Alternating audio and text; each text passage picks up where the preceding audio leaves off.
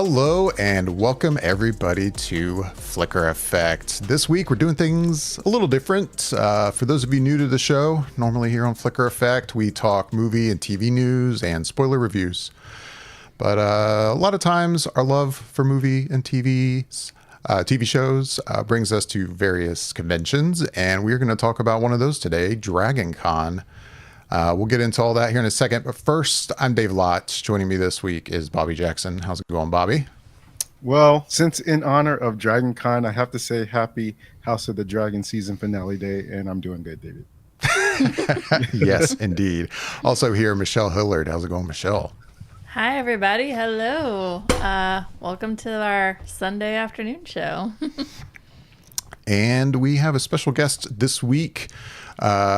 Our esteemed track director of the digital media track over at Dragon Con and newly named official spokesperson for Dragon Con. That is Charles McFall. How's it going, Charles? I am super stoked to finally be here to talk some fun stuff with you guys. And Bob. Yay! Oh, it's like that old Gilligan's Island reference. It's and the rest, so I'm just the rest. So, sorry, I couldn't hear Michelle for a second, so now I'm making sure I can. Oh, But you guys could hear her, right? Yeah, that happens when you get married. You just start tuning them out. Yeah, I think everyone else could hear her. I just don't think I could, but now I can. So, okay, good. All right, now that I'm thrown off and we are moving along. So yeah, we're going to talk about Dragon Con. We did this last year. Michelle and I did a little how-to Dragon Con video, and the more we thought about it leading up to this year's convention, we were like, we should do it again, touch on some stuff we missed. We also looked at some of the comments from last year's video. We might touch on some of those and answer any questions that were there from last time. And then we saw the opportunity to have Charles on and thought it would be interesting to hear your take on things, Charles. And now that you have this new position as a spokesperson for the convention, thought it'd be great to hear your take on everything. So I guess we should start off by, can you tell us a little bit about yourself? Tell listeners and watchers here on YouTube how you fit into the Dragon Con world and how long have you been attending the convention? I honestly, when I first started going, I didn't think I fit into the Dragon Con world. It's just not a world I came from, but it's a place for everybody to find their place, and it works really well. I've been going, I think, I've lost track of time. So I think around 2015, I went for my first time. I think 2017 might have been when I started volunteering. In 2018, I became director. So it was just kind of that fast of how that went. Because I'm always trying to help out and find ways to plug in. And so when I even went that first year as a podcasting track, and even though I did explore the con, I ended up on that track more often than not. Did the podcasting track exist before you were track director, or did you get that track started? No, that came around, birthed out of the Skeptic track, actually. I always get the name wrong because it's been so long. I want to say, I don't think it's called Skepticality, but it was one of the early podcasts that was out there. It was here based in Atlanta, and of course they actually got written up in the AJC, and they were doing different things with Dragon Con already with the Skeptic track. And they said, well, there's a lot of different content creators at that time that were coming along to be on the Skeptic track that they felt like there needed to be a podcast track. And so that was probably around 3 or 4 years before I came in. Okay. Give or take. Diamond Club had a lot to help with that. Some Frog Pants Studios people, Brian Ibbett was a big part of it. So I just made it better. So you said you didn't think you fit in when you first came in. Why was that? I'm going to ask you, Bobby. This is your first year coming to Dragon Con, right? Mm-hmm. Yeah. From what people have told you, what do you think Dragon Con is? I think it's everything, honestly. It doesn't sound like it's any one particular thing. It sounds like it could be any and everything that's genre related and maybe even outside of genre. It's just kind of a good time to get together with people that you'll find that are like-minded in some sort of way, and that it's a good few days of being able to go see some panels and go do some gaming if you want, and be able to hang around in hotel lobbies and drink until you pass out. With like-minded friends. Yeah, that's kind of the idea I get from it. So that's why I'm kind of curious why you wouldn't have thought you fit in, because it sounds like it's a place that everyone can kind of fit in. It is, when the right people tell you. Back in the 90s, when I worked at Walmart, I worked with a guy named Doug, who even at that time was a dirty hippie, and he just liked being stoned and drunk all the time. And so he told me about Dragon Con. It's the first time I'd ever heard about Dragon Con. I was 16, 17 years old. And he was like, oh, yeah, man. I think at the time it was like 3 days. It's like 3 days. It's just one nonstop party. You just go from room to room to room. Everybody's handing you alcohol. And you just wander the halls. You don't have to buy a ticket, man. You just wander the halls and get drunk. I'm like, I'm a preacher's kid. So I'm sitting there going, this sounds horrible. Like drug fest. So I just had a wrong picture of it. Then you see the news and you see the different things. And I've just never been one to cosplay or get into that, and just really never understood what Dragon Con was. And ultimately got a different conference to pay for me to go to Dragon Con to interview people there, see what they're doing right, what they're doing wrong, to help this other conference grow and expand. And that's when I was like, okay, I get it a little more, but I was not prepared. Went 100% alone, didn't know anybody. Didn't know how to manage a schedule. Didn't know. So, Bobby, have they told you about the lines? There's some lines there. I think you mentioned in the video that I watched that there was a line for something, but I don't recall what it was. And I just remember it might have been something related to gaming. And then you said that after a little while, the line goes either fast or you get through it pretty quickly based on just getting there early. It's initially exactly. Yeah. So not the big stuff. And I'm no stranger to lines, so I've been to Comic-Con and had to deal with lines. So before Dragon Con, I'd only been to basically podcast professional conferences, which was mostly a floor selling all kind of stuff for podcasting. You get to do your own media there, and then you are listening to people in the digital world talk about podcasting. So I was used to being able to walk into a room at any point in time. And I went to the first year I was there, Gobo and Red, the original Muppeteers with the Muppets, were there, and nobody in my world watches Froggle Rock or talks about it, especially at that time. I was mid-30s, and so I'm like, I'll just go into the room and like, no, it's full. And I'm like, it just wasn't computing. Like, what do you mean it's full?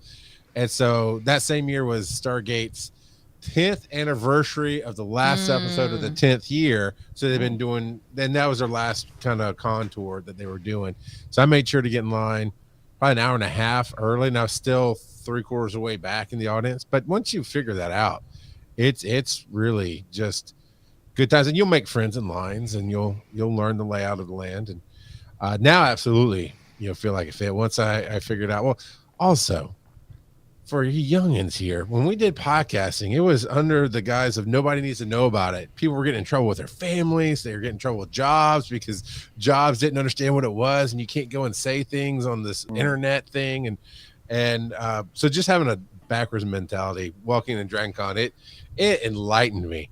But I feel like you have been prepared adequately, and you'll do fine. Yeah. I mean, it's a bit different than San Diego Comic-Con. But yeah, Bobby, I think it'd be fine. But yeah, it's different than everything, isn't it, Dave? I think so. I mean, I haven't been to tons of various like pop culture conventions, but I mean, you don't really have to. Every convention is right there. Oh yeah, it's so Dragon Con's so diverse in so many interests that I mean, really anybody can find something that they are interested in, because there's such a large diversity of categories, genres, interests, thing. Like it just is like there is something for everyone. You just have to look for it. But I can almost guarantee you it'll be there. Oh yeah. No, I mean I had been to San Diego Comic-Con twice before I went to Dragon Con, which I guess I was spoiled in that way. I had never really been to any pop culture conventions, and my first one was San Diego. I don't even think I'd been to MegaCon here in Orlando before that first time I went to San Diego. And after doing that for 2 years, coming to Dragon Con, I had done my research, of course. I was like, okay, it's in hotels. That's different. But I had no idea what to expect. And I got lucky that first year. I didn't have a host hotel room, and I ended up in one. Oh, wow. Nice. During my first year. So that was very lucky. Yeah. Did you get grandfathered in after that? Did you get always be able to get that room after that? No. Like a legacy now? No. Legacy, yeah. Yes, I mean, yeah. Yeah, it was a Marriott. That They first, don't do that. That first year was 2013. I don't even know if Hilton and Hyatt were doing legacy rooms yet. But I got, like, basically that first year, I had gotten a room at a hotel, like, I just found a hotel that was near a MARTA station, like on the more the outskirts of Atlanta. And I was like, oh, I'll just take the train in every day, which is something I was used to doing in San Diego. If I'd get a hotel room or an Airbnb kind of like outside of downtown and take the San Diego trolley downtown every day. So I was like, I'll just do something like that. And like that first day I had walked into the convention and got there early and noticed, I'm like, man, no one's like really around yet. Like I wasn't used to the vibe at Dragon Con where everyone sleeps in really late and then gets started midday. I'm used to San Diego where I'm like, everyone's here pretty early in the day. I'm like, where is everybody? Anyway, I was like jumped on social media at some point and saw that a friend was actually coming that I didn't even know was going to be there. And then I reach out and he's like, actually, we lost a roommate in the Marriott and we could use somebody. And I ran back to my room with like this Red Roof Inn and grabbed all my stuff and jumped into the hotel with them. And I definitely didn't regret that decision. That worked out quite well. So. Oh, sorry. Go ahead. No, I was gonna say I did the same thing with MARTA because there's a MARTA station right there by the Westin, and it it's perfect too, actually, because once you learn your directions in MARTA, you go out either left or right. I think it's north or south, but you can either come up on the Westin side of the street or you can come up on the Hyatt side of the street, and that when the parade is going, that's important. Know which way to come out of that station. Because the parade is amazing and it will lock everything up for a few minutes just with all its awesomeness. Did I hear that you two are in the parade this year? I think so. That's what we understand, is that we are accepted into specifically the Ghostbusters group for the parade this year. I mean, we've never done the parade. And maybe you can enlighten us more. I don't know how much you know about the parade and how it works, Charles, but so I've seen every year when they open registration, and I've never really thought about doing it. And last year we both put together, I would say, pretty good Ghostbusters costumes. Yeah. And we've recently joined a local Ghostbusters group here in Orlando Ghostbusters. And so when I saw that registration for the parade started, I was like, hey, why not? I've never done this. I guess I had previously always assumed like the groups kind of register and then you have to be a part of one of those groups. But sometimes I didn't know. So I was like, I'll just register. And I put a bet down for wearing Ghostbusters costumes. And I mean, I got an email back just saying, hey, basically, if you don't hear from us, you're good. And I'm like, well, I haven't heard anything, so I assume we're good. And I've never participated in the parade. I'm sure we'll figure out where to go and what to do, but I don't really know what to expect. But I thought it'd be something fun to do at least once during our Dragon Con career. It's a blast. I've watched it a few times. I don't know what I would do to be in the parade, because that's the other thing that I've become appreciative of is the cosplay that is there. I know everybody says, oh no, you can cosplay on any level, and you really can. But I have realized I have very expensive taste. So if I want to cosplay, I mean, some of the stuff I see, I'm like, yeah, it's going to cost me a lot to do what I want to do. So I haven't signed up for it, but you should get an email following up before the con to say, here's where I believe the staging area is Baxter Street. But basically, stages one, it's 1.5 miles long, and you end at the Marriott in one of the largest daytime parties that's there, because all the cosplayers, everything, everybody goes right into that hotel and celebrates being in the parade and just hanging out with each other, and it's a blast. Yeah, it also seems like the one opportunity for everybody in the Atlanta area who's not attending Dragon Con or really doesn't want to attend Dragon Con, but they kind of want to see all the costumes. Everyone from the city seems to flock to downtown to watch the parade, which is really cool. Yeah, there's always a lot more foot traffic, I think, in the downtown area on Saturday morning just because of the parade. People will just come in, they'll hang out, and then they'll hang out for the day. Like, they'll go eat somewhere and they'll just walk around and enjoy downtown even after the parade. Like, there just seems to be a lot more people than even there was on, say, Friday or Thursday or even on Sunday. It just is. Like, people just come to hang out and see all the cool stuff. Right. Charles, didn't you mention, are you going to be emceeing, like, the parade for, like, the Dragon Con TV, or how's that working? No. Not for Dragon Con TV? No, Michelle, calm down. It's okay. She got excited. No, so it is interesting how that works. So this, as you mentioned earlier, this year is now a spokesperson team. Okay. Dan has been doing it for so many years by himself, and it's just expanded so much that it's become a lot. I mean, to do all the podcast interviews, to do the TV interviews, radio interviews, everything that goes on. So we have Renee from the animation track, who's our director, who will be doing a lot of the TV and some of the radio work. We've got Joe Garland, who works on the comics track and the America's Mart, and she will be doing a lot of the radio stuff. But because Renee and I are both directors, we understand that there's this rule, and it makes sense. It totally makes sense, because most directors, it's kind of like any kind of job, right? All communication goes through the person who does communication. So we're doing dual roles, but our job ends like Thursday because we become directors on Thursday. So there will be no spokesperson work for me to do because I'll be directing, because that's just, they don't want to cross the streams. See how I did that there? I just brought your... I get that. Makes sense. I get that. Yeah, it does. Because there's a good general rule that directors don't do interviews during Dragon Con because it's too easy to get ambushed, especially because you guys, both of you are awesome volunteers on the track, and you see how busy it gets. It's very easy to get caught off guard. So it's unfortunately, no. I think that would be a blast, but I'm doing some other amazing things during the con, so it's gonna be awesome. Very cool. Yeah, you get to go to the big room a lot of times sometimes, especially at night. I'm going to do the big room. Well, there's a couple of ballrooms, right? Varied. So we own 2 rooms down in the basement of the Hilton, the Galleria 6 and Galleria 7. It's about 130-ish a piece that'll fit in there, give or take, depending on the setup and the fire marshal and all that jazz. I don't remember. It's on the walls. I don't remember what the posting is. But then there's like the Crystal Ballroom there in the Hilton, and it does 350, 400 people. Then you go upstairs to the salons, and now you're talking about in the thousands, 1,500 people. There's actually ballrooms that hold up to 3,000 to 4,000 people, give or take. So it just depends on the level of panel that's being done. See the announcement that John Cleese is going to be there? Yeah. I'm sure every panel he does is going to be in one of those 4,000 person. Yeah, I really would think packed, so. Yeah. So for digital media track, we have Stoner Gump coming in this year as our guest. He's TikTok. He does a lot of broccoli related content, if you can imagine, and it's about education, and he's in a legal state, and he really is not just entertaining, he's also very educational.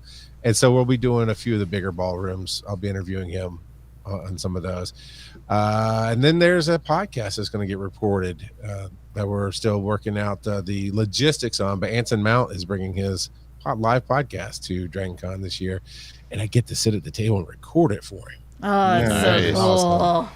Best seems cool. I don't participate. I just hit the button, make sure it's all right for him, give him the files afterwards.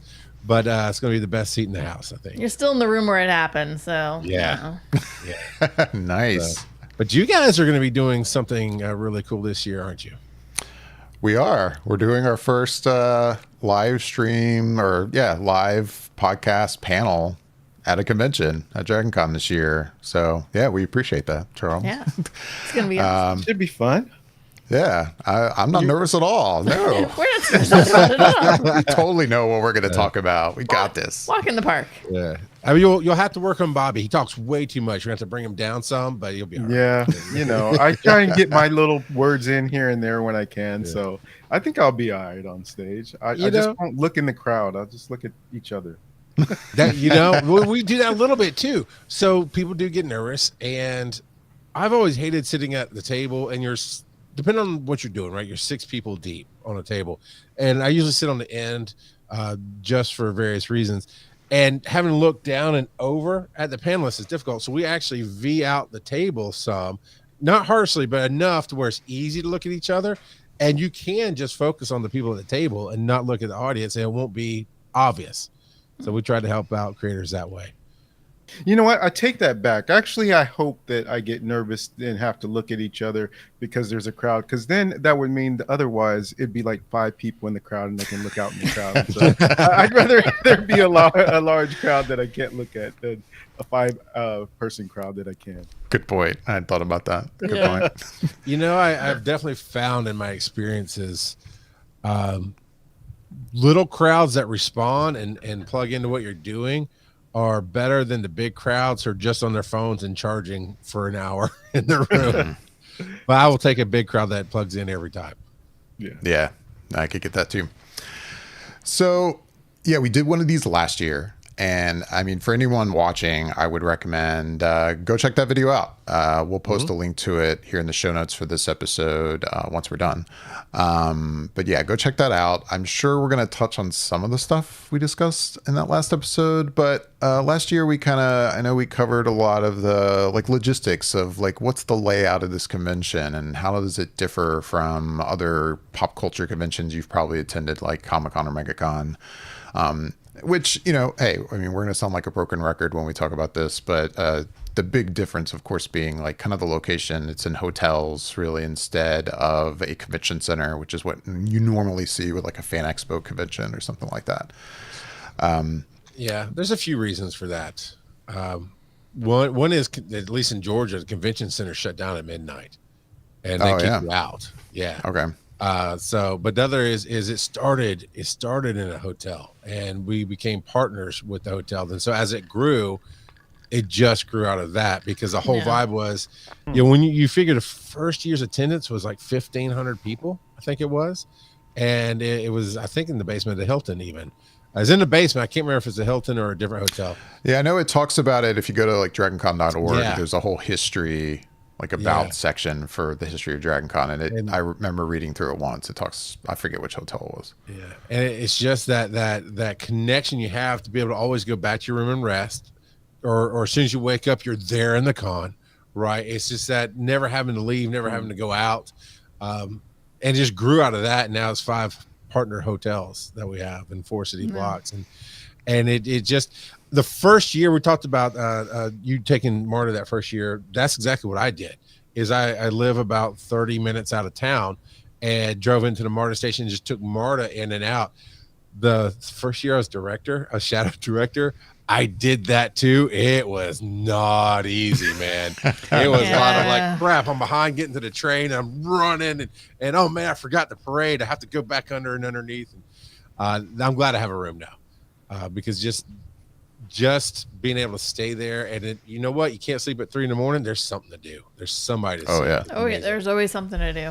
Yeah, and that's not to say, I mean, you could stay off site and have a great time, but sure. I learned quickly that first year. I was like, I'm so glad I'm staying here in a host hotel. Like it's just, you know, going to a normal convention. You know, you mentioned that the convention centers, I guess, in Georgia, you know, kick you out at midnight. But I mean, most of the conventions I've been to, by a certain point, there's really nothing else going on, and you leave. And there might be some offsite parties or something. But at the convention center itself, it doesn't really go too late. But because you're staying in the hotels and the convention is taking place in those hotels, it does turn into basically a 24/5, I guess I should say. Convention. I mean, there's the rave that starts at 3 a.m., right? And then the rave goes from 3 a.m. until 7 a.m. in the Marriott, in that one big room. So it's like there's literally something going on all the time. But it's one of those things that, staying at a host hotel is always amazing. But there are hotels that are very close in the downtown area that are totally walkable even. Like we even spent one night at, what was that, a Courtyard? That one that we stayed last year for the first night. It was like a Marriott Residence Courtyard Center. or something I forget, like that. but it was super close. It was totally walkable. You didn't have to get on the Mart. I mean, like, there's definitely lots of little hotels all over the downtown area that even if you stayed late at the Marriott, hanging out and partying, you could still just walk to your room a few blocks away. It's totally doable. That's cool. Which is good to know too, because some people feel like they get left out, and I'm like, well, if you're cool with walking around in downtown Atlanta at 3 a.m, yeah, you can hang out and then go back to your room eventually, and you'll be fine. Well, get an Uber if you want to. There's Uber, Uber and Lyft are great. Yeah. One of my biggest recommendations always, and Bobby, you're needed too, is have a con buddy. Have somebody who's been there before that you can at least touch base with, because it can get overwhelming at times, especially on Saturday afternoon, and especially if you're trying to go through and it's storming outside, so everybody's trying to funnel through that bridge, and then you get turned around because once you funnel out to the Marriott, you got to go around. It's I always have somebody and an anchor. I've always used a digital media track as my anchor. It's like, well, if I need a break, I'm gonna go sit down and watch a panel there. Because I know it's a reset. I know exactly where I am. I know how to reach out to everything else. I know the people around me, and it's helpful. So I always have a con buddy, somebody. And to that end, it might be on Thursday now. It used to be first thing Friday morning. Dragon Con Newbies, led by Kevin Bouchelder, who is in our Discord, our Digital Media Track Discord. He has a Facebook group. It's facebook.com/groups/DragonCon Newbies. And it is all about, here's where this hotel is. Here's where you can see this. This is how you get from here to there, and it just takes away a lot of that. I'm a very adventurous person. And that first year, just going it alone, it was a lot. It can be a lot. So it's helpful to have a buddy. Yeah, it's good to kind of have that quell any anxieties that you might either come in with or eventually start to build once you're there and you realize the vastness of what is happening. I missed out on so much being alone at DragonCon the first year. Just had no clue really about the other hotels. Had, again, learned about the lines. Left late. I wanted to go see the Star Trek captains. It was like the 25th, some kind of anniversary, and all the Star Trek captains were there. And I got to the parking lot and I looked at my watch and it was 5 minutes still. I'm like, I'm not going to make it. There's no way. I just gave up because you just don't have the people to tell you. I know you guys got a lot of awesome suggestions here that you're about to go through. It's just makes it either. And that app, we didn't have the app when I started. That app is glorious. Yeah, I don't think that app wasn't there the first year I went. The app is really helpful. And talking about taking a break, having the app is nice too. If you are finding yourself walking around and you're just like, hey, I want to just sit. I mean, there's so many small panels you could just sit in and take a break in there. Maybe it might be a track you're not familiar with and you might find yourself going, oh, wow, this is super interesting. Yeah. We have a panel Friday night if you want to do that. You can. It might be air conditioned, but it's definitely gonna be a chill panel as far as mellow hangout vibes. We got that covered, so Yeah.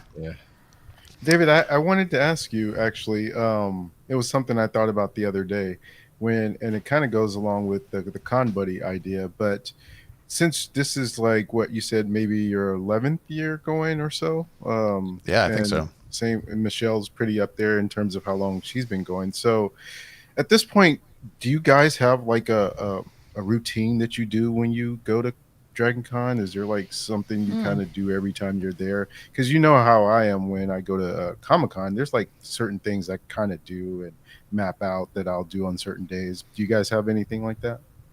I guess it kind of. I mean, we usually, we'll go check out the America's Mart when the vendor hall opens up. We'll usually go check it out and do a quick little hey, let's just see who's all here this year. Anybody new? Any new stuff? Oh, hey, he's got new stuff at his table. And we kind of peruse it. And then we always kind of come back to it on the last day, see if anybody's just kind of, running some sales so they don't have to take more stuff home with them, and then that's a good way to go shopping. So we I would say that's kind of like an anchor that we do at the front and then also at the end. Yeah, I would even argue too the Monday visit is also good just because it's not as busy. Yeah, Monday's a good day. And we'll probably get more into this in a little bit, but Monday, is an official day of the convention. It's Labor Day, but everyone who's staying in host hotels, I shouldn't say everyone, most people who are staying in host hotels are leaving that day. So everyone is checking out of their rooms, and a lot of people I've noticed on Monday they're checking out and they're gone. And yeah, I mean, there's definitely still lots of people that check out the vendor hall on Monday, but it's not as bad. So it's a good day to, unless you're like hoping to get some like exclusive at a vendor that you know you might need to get there on Thursday for or something. Other than that, Monday's a good day to check that stuff out. But yeah, I would say like, you know, we get in, you checked into your hotel, and then yeah, like we'll go check out the vendor hall when it opens. And then I don't know, I think usually on, what do you say, Thursday night, we might go out for a nice dinner or something with some people and go do something. But then, you know, food kind of during the con is kind of, you just eat when you can eat kind of a thing. I hate to say that, but you just kind of go, hey, I got an hour out. I haven't eaten in like 5 hours. I should probably go nab something to eat in my stomach. So, you know, and then at the end of the con, we'll usually have like a nice like breakfast brunch kind of a thing to kind of like go. So, yeah, as the end that concludes con. So it's like there's a couple of things, but I don't know. And then I feel like the main thing is really like once the app kind of goes live, and, you know, it used to be once you check in and you get your badge and you get your booklet and your information, you start going, okay, what's on the schedule? And you start, you know, like I always bring a couple of highlighters, and I'm such a nerd. I even have like those little sticky tabs with colors, and like you go through the book and you can literally be like, dink, dink, dink, and you start marking things that you're interested in. And then with the app, it's really helpful now because you can check mark what you want, and it puts it in the calendar format, and you can see what overlaps and what doesn't and where you have holes at, and it gets very nerdy, awesome, quick with it. Like basically if you like Excel spreadsheets, this is gonna be your thing. You know, like it's fun to kind of do that. So that's, I don't know, day one, that's kind of the fun thing to do is like, okay, we're here, what are we gonna do? And then you just start figuring it out. I definitely did it the first year where I walked everywhere just to see where everything was. Yeah, it's helpful. But I would say even every year since then, even though I know where everything is, like once we get settled into the room, and I mean, before we were volunteers and we had to go get a badge from, you know, the badge pickup. After that, it would be like, well, I still kind of walked all the hotels just to see the vibe of everything going on. Like, especially the Hilton. The Hilton does a different theme every year for their decorating, which... Oh, they just announced it the other day, they announced, too. I think it's a Beetlejuice theme this year. Cool. Yeah. But, yeah, it's kind of fun as a first walk through everything, which, if you've never been before, like you mentioned, Charles, the newbies group, you could, if you're not sure where to walk to do all that, you could hook up with one of their tours. Which are like in the DragonCon app now. I know when they first got that group started, it wasn't like an officially kind of sanctioned group, but now it's recognized by the convention, and you can see those different tours in the app, and they'll show you where everything very is. Informative, very helpful. So that's one thing I do. After that, it's like kind of, again, comparing to San Diego, because Bobby, you know, we're so used to going to that convention. Yeah, I guess in San Diego, you kind of get into a routine, especially because, you know, we would always go to Hall H on Saturday, and like that was the Hall H day, and this like maybe Friday would be the convention floor day. I don't really find, I guess, at DragonCon that really happens for me. I feel like every year it's a little different what I end up doing. I mean, there was some years I spent a ton of time in the gaming room, and then there's been other years, sadly, I have not even seen it. Just because I've been so busy with other stuff. Because there's just so much. There's so much to do. Cool. Are you a fan of celebrities, Bobby? Do you want to get any kind of autographs? Not usually. I like, so I think maybe it's a thing where when you live in California, especially Southern California, and you have a lot of access to celebrities in a weird sort of way, you don't necessarily gravitate to certain things. Like, well, at least for myself, I'll just speak for myself. I'm not a big autograph kind of person, but I do kind of like just being able to spot celebrities, or sometimes have chance encounters. I have a very, it's a weird thing that I have a propensity for being in the right place at the right time to bump into celebrities in a non sanctioned situation, to where I can actually like talk to them for like a minute or two. And so it's like a weird thing.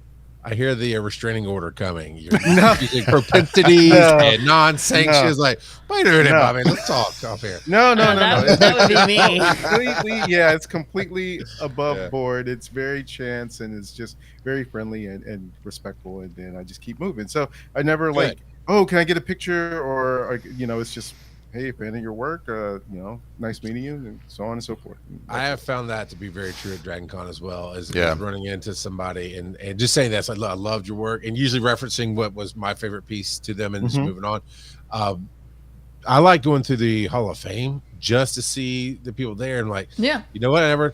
I never thought I'd see Captain Adama up close, and there he was a couple years ago, and just stuff like that. And then the panels, then you don't necessarily get the chance encounters per se, but you get to hear the stories and adventures that you don't necessarily when they're out promoting their newest movie. They will talk about that right here at Dragon Con too, but Dragon Con tends to bring out the personal stories.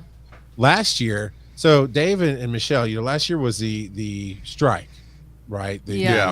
And we couldn't talk about current works, but they could talk about their past. So did you hear any of the panels? Did you get to go to any of the celebrity panels where they were talking about other things? I mean, I watched some on Dragon Con TV. Yeah. I don't think last year I made it into the room for any of those panels, but usually that's what happens for me as a routine, is watching a lot of those panels on Dragon Con TV, either from my room while I'm at the convention, or because I usually end up buying the streaming membership every year just to have it, because it's only $10. And it lasts the whole year, and then you can watch all the main panels. You can watch all the panels from the previous year, whenever you want. And I've done that before, so I caught some of them that way. But I don't think we attended any of the I don't think last year. I think we were busy volunteering on this track a lot. If I recall, there's a sign-up sheet. Everybody is voluntarily writing their names down. That's true. No, but that's what I like about the con, is that the celebrities come, but they relax when they're at this con. They're not, I mean, they promote what they're doing for the studio, obviously, but it's not all about exactly what they're doing at this moment with the studio. They loosen up a little bit, they relax, they talk about fun experiences. They just, I don't know, it's a lot less formal than a promo tour, which is what I think happens a lot now, unfortunately, at say San Diego Comic-Con, is they wind up doing a lot of promo work, and it's not as personal. Whereas at Dragon Con, they're pretty chill. They'll be like, I'm in this movie, it's coming out, it was great, blah blah blah. Oh hey, remember when we were in your trailer and we had that thing happen? Oh my god, that was so funny. And then they'll tell that story. So it's a lot more of the personal side of things than not so much the guys, the effects, the story, it's a lot more chill, and that's what I think is really nice. And then just walking around the Hall of Fame, I'll usually check out the Hall of Fame at least once a day. I'll just walk around and be like, oh hey, there's so and so. Oh look, there's so and so over there. Oh, that's cool. Oh, blah blah blah blah. It's just kind of cool to see them.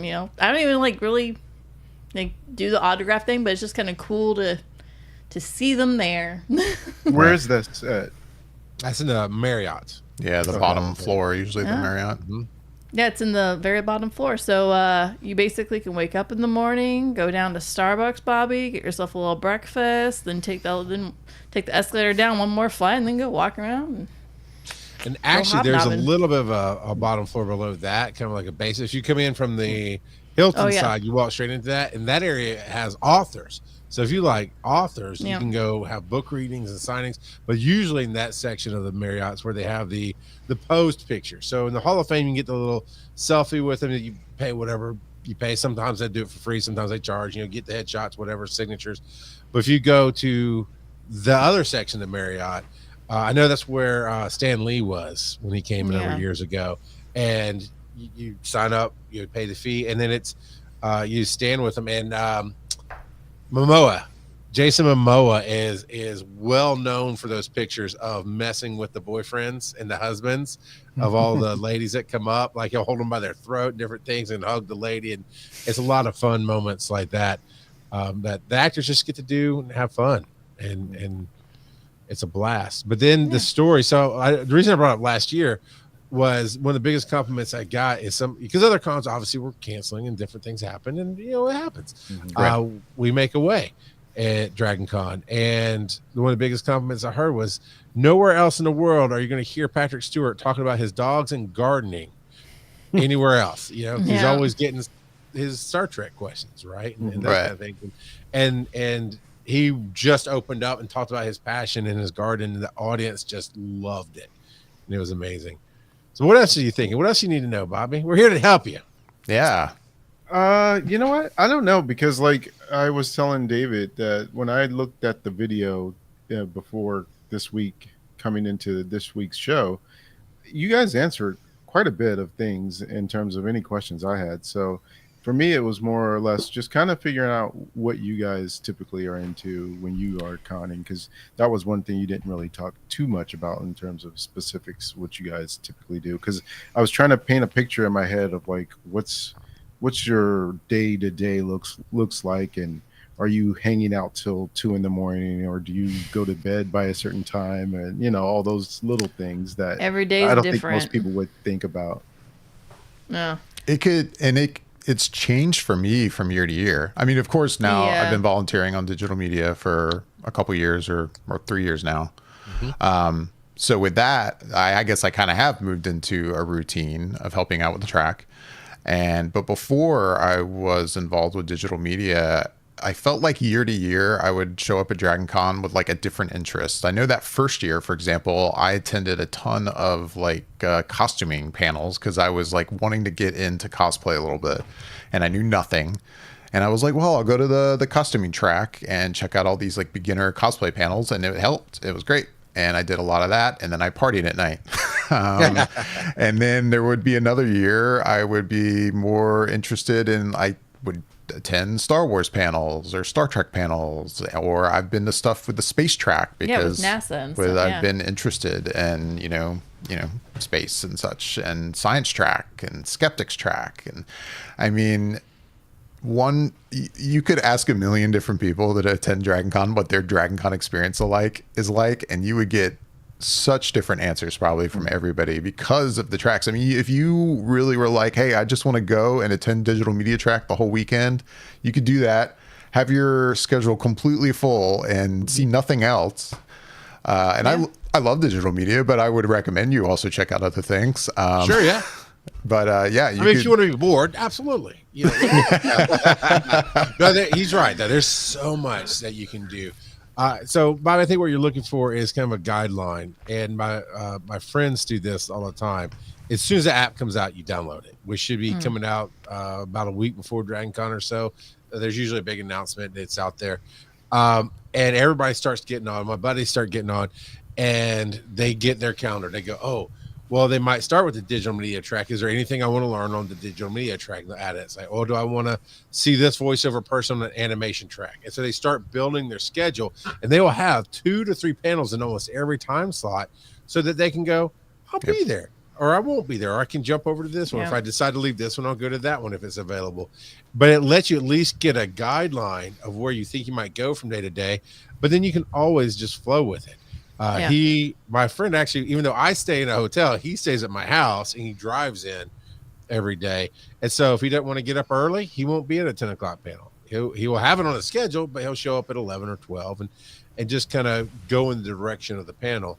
And then those who tend to do a lot on the track for us, the performers, if you will, or the pros, they will build around their schedule of what they have to do and then who else they want to meet and see.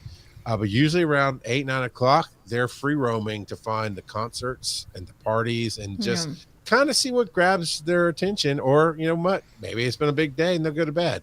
And Dragon Con just flows that way.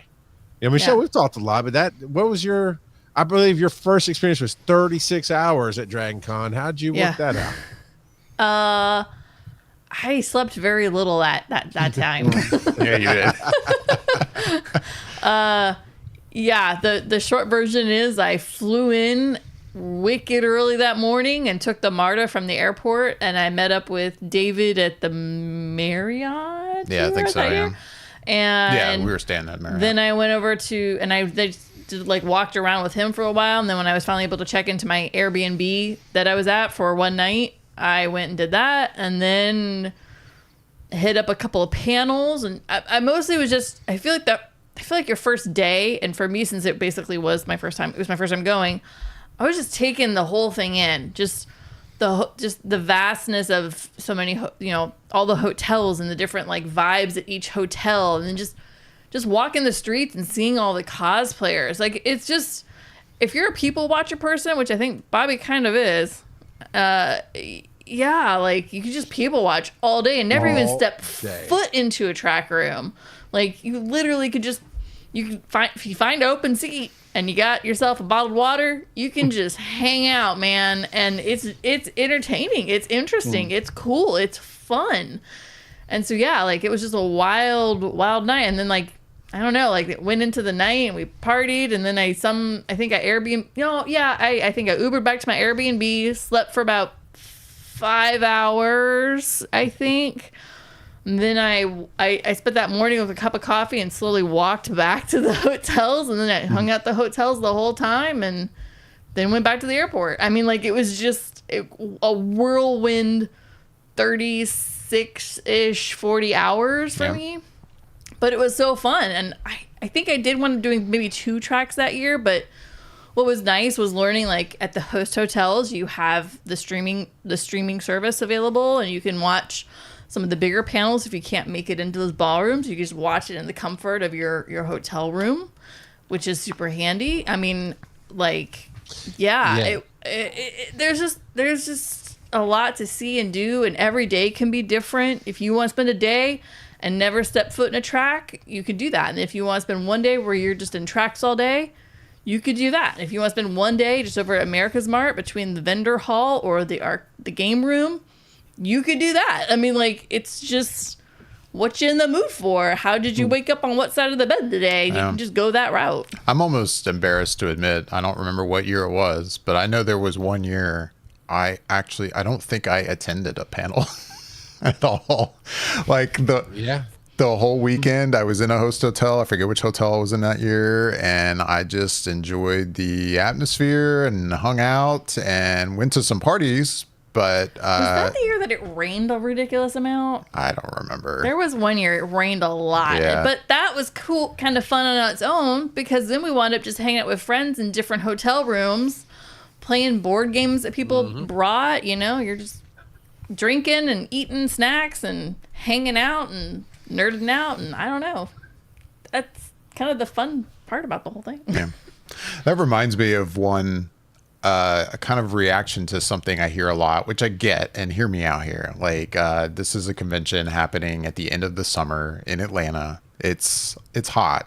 I mean, we live in Orlando. We know hot. It's hot. But I've also, go ahead. No, I was saying so hot. So yeah, there's no doubt it can be hot unless you get a year, or maybe it's really rainy and it kind of cools things off. I don't know, but that offers its own challenges. But I don't know. I've seen a lot of chatter on some other stuff of like, oh yeah, you got to watch out. It's super hot. But I don't know. Yes, you do have to go outside at times. But the convention is set up in a way where, especially if you're traveling between, the Hilton, the Marriott, and the Hyatt, mostly, you could really stay indoors almost the entire time, and you're not outside much. You could avoid fresh air the whole time. The whole time, if you really wanted to. You could just enjoy recycled air the entire weekend. And yeah, you know, if you need to go over to the Cortland Grand, I keep wanting to call it the Sheraton, but if you need to go over there, it's only a block walk. Same with the Westin, it's like a block, or the America's Mart. You might step outside for a little bit. And I just bring this up because I think for anyone who's never attended, and I wouldn't fixate on, oh man, I don't know if I want to go to a convention in Atlanta in the summer, basically. Like, I would argue, yes, it is warm, but you're not going to have to experience the heat that much if you don't want to. Mm-hmm.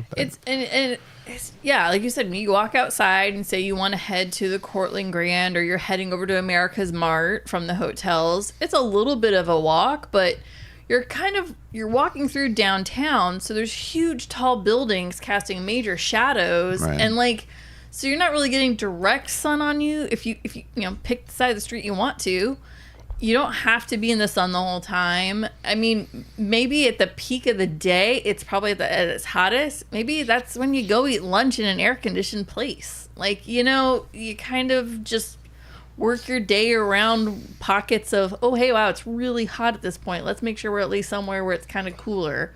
But otherwise, yeah, like, it's not that bad. And this is coming from people that go wearing costumes. I mean, we've worn costumes all day with layers. David's worn layers of costumes walking around Atlanta for sure. Like, it's definitely happened. And I mean, the key is hydrate yourself. That's a big one. Make sure you eat food regularly. Don't forget to eat healthy food too. Get some real food, not just every now and fries. then. Yeah, every now and then eat some apple slices or something. You know, I mean, you don't have to have everything fried, but eat a little food, drink water, and bounce into some air conditioning every now and then, and you're good to go. You know, I mean, it's pretty easy. The hydration thing too. I didn't know this before my first year, and it's good to know. Like, if you are the kind of person who carries around like a reusable water bottle, I think every track room has water usually in the back of the room that they are constantly or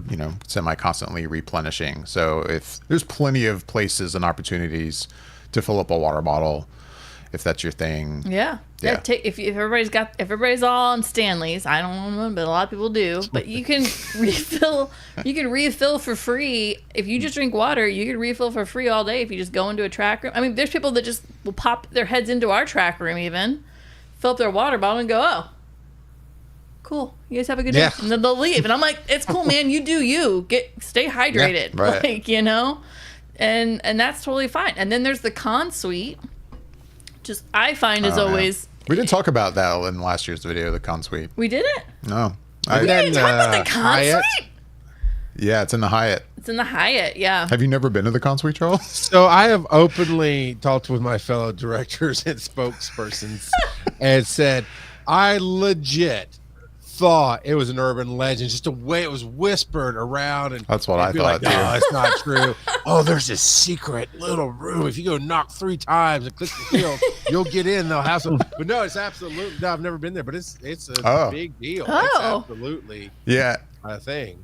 I don't remember the first year I finally went, but I guess I was the same way. I kept hearing stuff about the con suite, mostly on Dragon Con TV. I feel like there was some of the like fun segments that they show on Dragon Con TV and to be fair, I tend to say to the smaller tracks that don't do Dragon Con TV, right? We don't have that. It's the bigger rooms. So I never actually got exposed to Dragon Con TV until 4 years in. Right. And I would see references to it on there, and I don't even know when I finally asked somebody, I'm like, is this a real thing, the con suite, or is that something from Dragon Con past that no longer exists? And finally I found it. I don't know how many years in that I had been attending. And yeah, it's Bobby, if you aren't aware of it, and anyone watching, like, it's in the Hyatt. It is, if you go into the Hyatt lobby and you see in the corner of the lobby where there's like a little like a little Starbucks. It's like a little store where you can get coffee and snacks and stuff. And then there's bathrooms. And there's a stairwell there. It's one floor up, just above where that little store is. It's not like something that's really labeled in any way. You have to go find it. And so you can, if you're in good health, you can climb a flight of stairs, or you can take the elevator. I mean, you might have to wait a few minutes. The elevators are a little, schedule-y. 70,000 people come. Yeah. So the elevators are working harder than any of us. They are. But you just go up a flight, and then you go to this little room, and it's volunteer based. So they do have certain hours. They kind of open and close.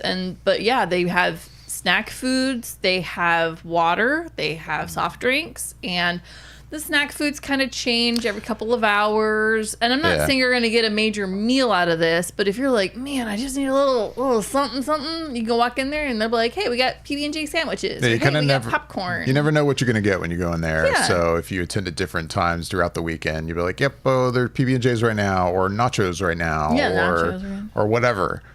But you can fill up your water, and you can, give yourself a little respite from the craziness. Like, we usually go in, we get a little snacks, we come back out, we'll just look at the balcony and people watch while we snack on our snacks and hang out. Yep. Cool. I bet you there's a Facebook group. I'm looking at right now, a Facebook group of Dragon Con Suite that throws out announcements. People run. I was right. Dragon Con Suite on Facebook. It's Facebook.com/DC Con Suite, and I bet you people are there going, "Hey, right now they got nachos and different things like that." So that's cool. This community, it's all a bunch of little communities inside of Dragon Con, right? But they all overlap. Everybody takes care of everybody else, and there's always a way to plug in somewhere to find out what is going on in the world you want to be in, including free snacks. Yeah.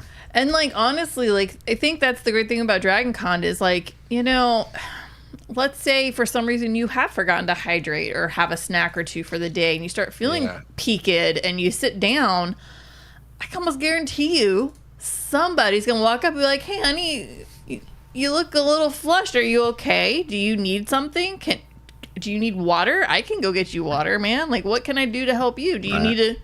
Is it really serious? Do I need to go get somebody to people take care of people, complete strangers. That's just what we do. I think it's just kind of part of the Dragon Con community, which is kind of nice. I'm not saying you should just rely on strangers, but but I feel like that's the thing. If you were whoa, and you kind of felt weird and you kind of touched a wall, somebody behind you be like, "Hey man, are you okay, dude? You good? You good?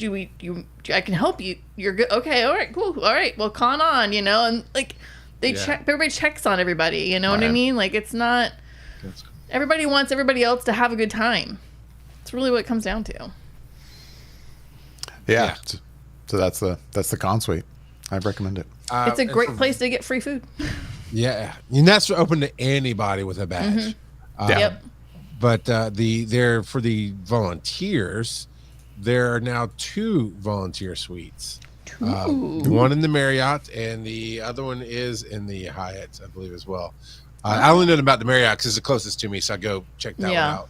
But for those of us that volunteer, because like I said, the Con Suite, it can get full, and they shut down. The volunteer suite it's an open air, at least in the Marriott, it's an open area on one of the balconies, and it just lets you go. They have Xboxes and PlayStations set up because they realize you might not get over to the gaming area to play video games or whatever. There's some board games.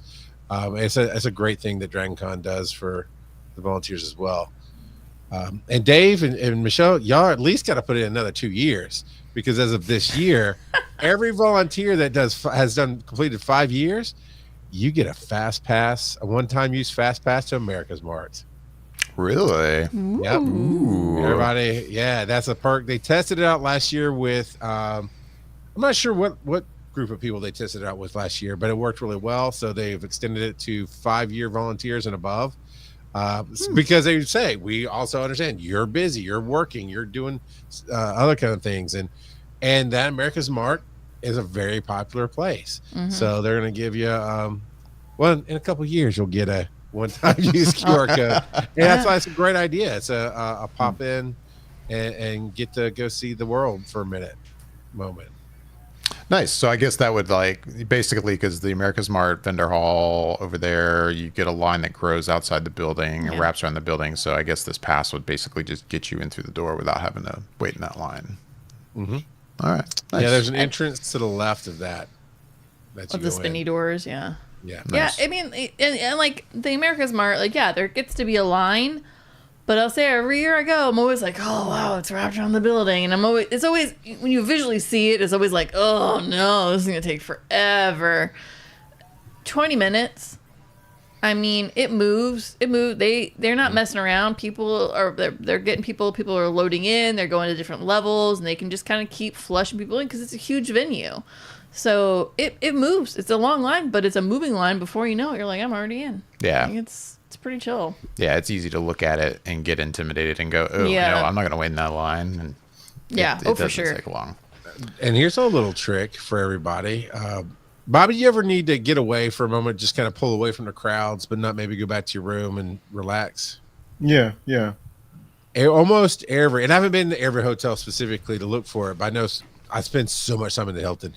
I know the Marriott has it as well, but if you go up, and you might have to ask some people, but if you go up to certain floors, and the Hilton, it starts at level 12, the 12th floor, and then 17th, and then 24th or something like that, you just get off the elevator, and instead of just being a balcony and then there's the rooms, they have these big patio overhangs that are still in the con. It's still right there. You can still hear the crowds below. I know the Marriott has it too. And there's just chairs and quiet space. Some of them actually have soda machines set up to where you can go up and get some sodas or some water and just relax and not have to leave the con. But to get that little bit of a decompression away from it. You might find an outlet you can plug in, recharge. Yeah.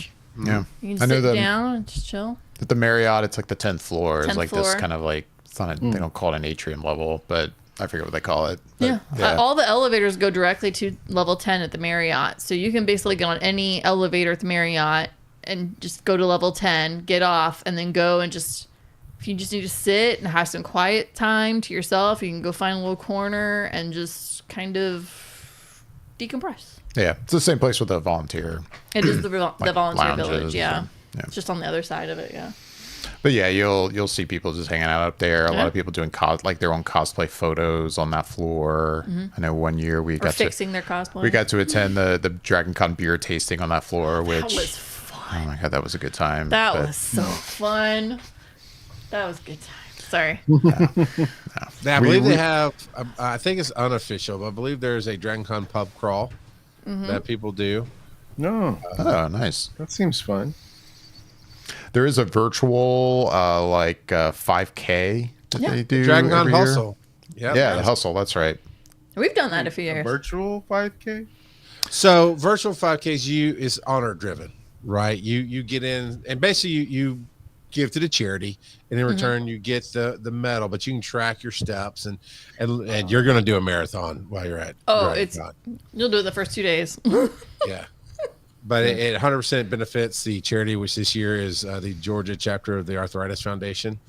Oh, is that who it is? I didn't even know who it was this year. Yeah. Nice. But they started the Hustle 2021, right? I believe, right as we came back to the real world. Yeah, I think so. Yeah. Bolt, I believe, was the first one. And this year's Star Trek, it's Boldly Go is the name of it. Ooh. But yeah, you'll get a medal. I have a medal from that first one. I think we did it for 2 years, right? I think I just did the one, but I don't know. Yeah, I did it. They even give you like a virtual bib. Yeah. If you can download. You can print out your little virtual bib. It's cute. If you wanted to print it out, you could put it on or whatever you're wearing if you wanted to. But it's kind of cool. So yeah, there's that. I don't think we talked in the last year though. You mentioned the charity, and I don't think last year we also didn't talk about the blood drive, which you get a free Dragon Con shirt. It's a unique shirt as well. It's not the same as the con shirts. Yeah, you can't buy it. Yeah, it's pretty sweet. You'll see a lot of people wearing those throughout the weekend, and you'll see people volunteers promoting the blood drive. So look out for that. So. Yeah, that's another thing I like about Dragon Con is that there's Dragon Con, we con for a cause, and every year it's a different cause, but there's always the blood drive as well, just for I guess the blood banks of the greater Atlanta area. But like, yeah, you're not just you can go and you can support really great charities in the area, and you can just donate to that just because of the goodness of your heart. Yeah. Bobby, we're going to keep using you as the person representing all of those who have not attended con before. So I understand, Dan. Yeah. I know you watched our video last year. Do you have any sense of where to eat while you're there? Not really. I know I asked something similar to that question last year, and you guys kind of did make reference to the fact that there are places outside of the hotels that you can go eat, but I didn't necessarily know if there's the same sort of, I don't know, tried and true places you would go to, fast food places to go, or if there's just more of a sit down restaurant type style of places to go eat. Because I figure inside the hotels there's got to be an abundance of places you can go to eat at. So I just was thinking more outside. For me, inside the hotels, you've got the carnival food, if you will. It's just random booths set up with the hot dogs, the hamburgers, yeah. So yeah, you absolutely have that. You have the sandwiches in all the shops, so there's some salads. But Dave and Michelle, so I tried to get them some breakfast some morning, and they're sitting here eating this gourmet stuff that they brought with these big breakfast we have a routine in the morning. Yeah. So you do have a routine. All right. So what we found out is, since we volunteer on the digital media track and it's at the Hilton, just before, when you're on the main level, just before you go downstairs to the room, there's this lovely little like food place where it's like, it's kind of the I don't know, convenience store, right? Yeah. Okay. And they have hot food there. Well, in the mornings they have breakfast burritos and breakfast croissant sandwiches, and you can just buy them, and they're just grab and go, and they're just constantly making them. Like, you can see them making them, like they're making them and popping them out, and you just grab them and go, and they're pretty well priced, I think, too. Like, yeah. So we'll grab that, grab some hot sauces, and buy a coffee, and then we're on our we'll go down to the track room, and we'll eat and kind of set up in between bites, and it's quick too. Like, it is fast. I think that's why we started to. Not only was the breakfast burrito good, but the turnaround was pretty fast to get through there. Versus like I mean, hey, I'm a Starbucks guy. There's a Starbucks in the Marriott. There's a Starbucks at the Beach Hotel. There's some times where that line can move pretty fast, but it can be a little more of a line for the Starbucks at the Marriott. So the Marriott one's the most. Yeah, right. Yeah, the Marriott one's the most popular one because it's an actual Starbucks with the Starbucks sign. Right. But the one in the Hilton serves Starbucks coffee, but it's camouflaged as just the Hilton convenience store. Yeah, exactly. Man, and those workers, they never have less than like 8 people behind that counter. They're moving. That line I think they're 20 moving. Minutes, I'm having my coffee. Right. I mean, less. I mean, yeah. I think there's times I've literally walked up, grabbed it, and said, "I just want to get that coffee." They'll make it, and I pay, and then I think it takes me longer to gas station convenience store than there sometimes. So that's a good spot for sure for like quick and easy breakfast. But there is one place that everybody goes to eat. The food court. The food court at the Peachtree Center, right? Yep. Mm-hmm. Yep. I'm trying to remember. I feel like my first year that I attended, I didn't even know where that was. And I don't think I went to the food court. I didn't know it existed. I think until my third year. And then I actually went to it. It was like, where has this been? And it's connected. Again, you don't have to go outside to get to it. Just walk through a tunnel and there you are. And I'm like, I had no idea. Why did no one tell me about this place? But it's this huge food court, and there's multiple vendors that are there. Some are very local Atlanta vendors who this is like their second location. But there's Caribou Coffee. So there's name brand stuff, and then there's not name brand stuff. Yeah, so Chick-fil-A in there. Yeah, there's a Chick-fil-A in there. So of course on Sundays that's closed. But then there's a good falafel place, and then what's that one chef guy that has I can never remember the name of that. Aviva, I forget. Something. Oh, it's so good. But there's lots of different more food options than you want. There's a all-you-can-eat sushi bar in there. I mean, you can load up a whole plate, and then there's a couple places that they load you up in a container, and then they just weigh it, and then they just charge you. Like, you can just get whatever you want, and then they just charge you by the weight. Yeah, kind of a buffet thing. Yeah. So that reminds me, because that was part of one of the other questions I had in regards to food. So someone that's coming from out of state and they're going to Atlanta and they want to try what's a local Atlanta kind of, what are they known for, and where would you go to get it? Like, if there's something that they're known for. You got to pick a category for me. You want greasy food? You want like home cooked soul food? Yes. Okay. All right. You got to go to Mary Mac's. Mary Mac's is historic. It's a short Uber ride away, and it is the best Atlanta home cooked soul food you'll get. All right. You want the greasy food? You got to go over to the Varsity, which is another short little Uber ride away. You walk in, and it's a ginormous old-fashioned kind of diner. They sell hot dogs and hamburgers. It's right next to Georgia Tech Bobby Dodd Stadium. I don't think it's called that anymore, but it's Sanford Stadium is what it is now. They go, what do you have? What do you have? And you come in, you order your hot dog however you want it. If you don't want anything on it, they call it a naked dog, and it's so much fun. So those are two big places that are Atlanta-based that are very much the taste of the town. There's one that we've been to, and I think we actually have a group of people that we're going to go to it on Monday night, right? It's called the Vortex. And they have a few locations in Atlanta. Yeah, I mean, mac and cheese is so good. and like, yeah, we've definitely done it. I think it's 18 and older have to be at that. It's either 18 or 21 and Yeah, up only. it's at 5 Points, so it tends to be kind of a club-ish kind of area. It's weird. It's not, because it's there's stores and other things and a couple of bars, but yeah, you have to be 18 and older to go to the Vortex. Yeah. But that's a place that's got. We went to. Where was that one at? It was like up the road. It wasn't very far. There's from one downtown. in like it's in Midtown or something. It was a that few one? blocks or so We walked to north it. of the convention area that we went to. I haven't been to the one at 5 Points. Yeah, but that one a lot of people will go to when they're at the con. They'll go to Vortex. It seems to be very popular during the con weekend. Like if you want to get away from the area for a little Yeah. bit, it's a good option. Like we've done that as well, where it's like, okay, there's a Mellow Mushroom not far that it's like, Yeah, we've been at Mellow Mushroom it's a a lot. few blocks away. I kind of want to step away from the hotels for now and take a break. It's a good spot. I was gonna say, yeah, that Mellow Mushroom is good because it's kind of closer to the America's Mart a little bit, and so like you can kind of just pop over there and get a couple beers and some good pizza. That's a good spot to go to. There's Okay. There's this little bistro place, the opposite direction from the west, and so past the Hyatt. It used to be across from SunTrust Bank. I don't know if it's SunTrust Bank still there, but it's this, I forget the name of it. There's a little bistro. You can get all kind of different sandwiches and soups and salads and different things there as well. So it's more like light fare that's freshly made and still right there at the con. So even if you eat there, you'll still see people in costumes and stuff going by and stuff. It's fun. People watching time. Yeah, there's definitely restaurants and bars and stuff that are in the downtown area in between the hotels that you can pop in and out of too. There's actually a really good Asian restaurant right next to the Marriott. The downside is it's only open on weekdays. So you basically have Thursday or Friday to go to it. But they've got a lunch special that was killer pricing. I highly recommend it. It was very tasty.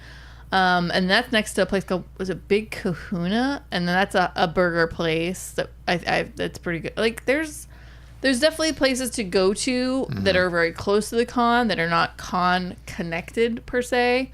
I think the tricky day, honestly, is Monday because it's a holiday. This is Labor Day, yeah. Yeah. Because there's been a couple years now that we've decided to stay till Tuesday. Checked out on Tuesday, which is a whole nother subject. Which we will get to. Yeah, like, I remember that first year we stayed and checked out Tuesday, and we're like Monday night, we're like, all right, the con's over. Dinner. Let's go out for dinner. And it's like, this is closed. This is closed. This is closed. I'm like, where can we go?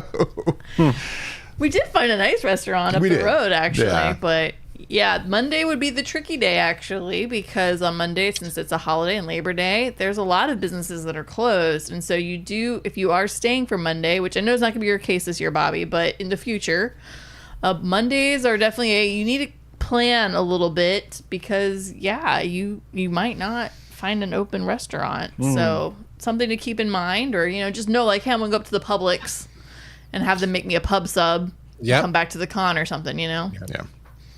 And you can always find a Waffle House. Always. That is also very true. And I was going to mention someone watching Valencia pointed out that, yeah, you are right. It's called Aviva. Aviva. Yeah, that one restaurant. That Mediterranean one, that one's so good. And he's such a nice man. That chef that's there, Oh, he yeah. comes out, He's he usually talks to there everybody. the He's whole always time. giving out samples to people in the line that are waiting to buy his food. He'll just give you free food while you wait, which is cool. Like, No, he's great. Such a great dude. So awesome. But I'm trying to think.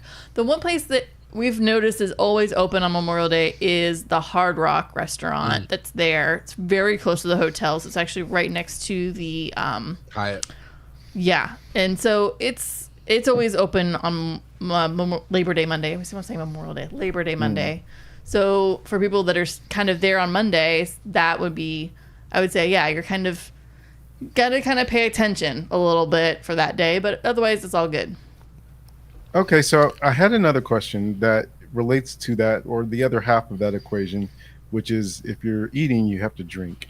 And one of the other images I always have in my That's head not a problem. of Dragon Con is people in hotels, thick with crowds drinking. And